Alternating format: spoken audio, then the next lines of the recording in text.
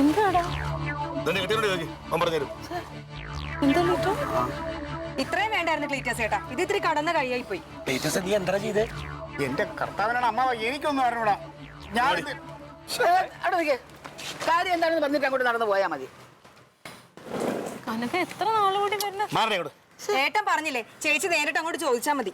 ജമന്തി, എനിക്ക് ആൾക്കാരുടെ ഉള്ളു മനസ്സിലാക്കാനുള്ള കഴിവൊന്നും ഞാൻ സിദ്ധനൊന്നുമല്ല. എന്തായാലും പറയണോ ഇങ്ങോട്ട് പറഞ്ഞിട്ട് പോകണം. നിനക്കറിയില്ലല്ലേ, ഇത്രയും നാളും ഞങ്ങളുടെ ചെലവിലാണ് കഴിഞ്ഞ ചിന്തകൾ നിനക്ക് ഉണ്ടാവണമായിരുന്നു.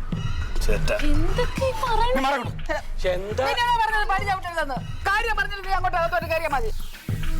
അമ്മ, എന്നെ ലൈൻമാൻ തസ്തിന്ന് പ്രൊമോഷനായി ഓവർസീനായിട്ട് ഞാൻ ഇവിടെ നിന്ന് പോയത്.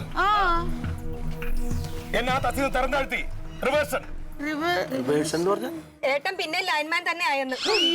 കാരണം ഞാൻ എന്ത് ചെയ്തെന്ന്? എന്റെ അമ്മേ, ഡിപ്ലോമക്കാർക്കല്ലേ പ്രൊമോഷൻ സമയത്ത് കൂടുതൽ മുൻഗണന ഉള്ളത്. എന്തോ ക്ലറിക്കൽ മിസ്റ്റേക്ക് കാരണമല്ലേ കനകേട്ടൻ കയറി പറ്റിയത്. ഏട്ടൻ IT കാരനല്ലേ? അത് ശരി. അപ്പൊ അത് അനക്ക് അർഹതപ്പെട്ട പ്രൊമോഷൻ അല്ല. ഞാൻ എങ്ങനെയെങ്കിലും ജീവിച്ചു പോനെ. പോയി കുത്തിപ്പോക്കിട്ടല്ലേ? ഞാൻ എവിടെ പോയി കുത്തിപ്പോക്കിയ നാളിയാ? എന്തോ നളി പറയാം. നീ ആ പ്രസ്ഥാനം കണ്ടായിരുന്നു? ലൈൻമാൻ പ്രസ്ഥാനം കണ്ടില്ലേ നീ? ഞാൻ കണ്ടു. അവനോട് നീ എന്ത് പറഞ്ഞു? ഞാൻ IT കാരനാണെന്ന് പറഞ്ഞു. ഡിപ്ലോമക്കാർക്ക് പ്രൊമോഷൻ, IT കാർക്കല്ല. പ്രസ്ഥാനോട് പറഞ്ഞു കൊടുത്തത് അവൻ വൈദ്യുതി ഭവനിൽ പറഞ്ഞു. അവിടെ എന്റെ ജോലി പോയി. അളിയാ, സംഭവം ഞാൻ പറഞ്ഞുതരാം.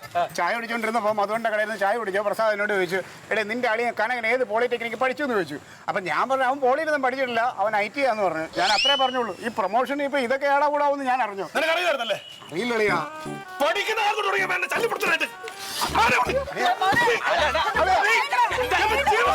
അളിയാ, എന്താണ് ഇങ്ങനെയൊക്കെ?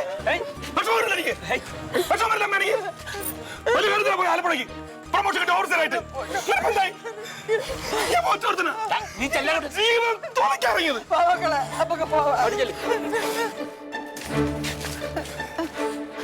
നിന്നെ ഒറ്റ കരുതിയാ അവിടെ എന്തേ? നിങ്ങളിത് എങ്ങടെ പോണ്? എടാ, ഇവിടെ വാടകയ്ക്ക് താമസിക്കാൻ പറഞ്ഞവർ എന്ത് വരും? അവരോട് ഞാൻ എന്താ പറയാ? സ്വന്തമായിട്ട് ഒരു വീടില്ലേ, അവൻ അവിടെ കൂടെ താമസിപ്പിച്ചാൽ മതി. ഇനി മുതൽ ഇവിടെ താമസിക്കാൻ പോകുന്ന ഞാനാ. അല്ല,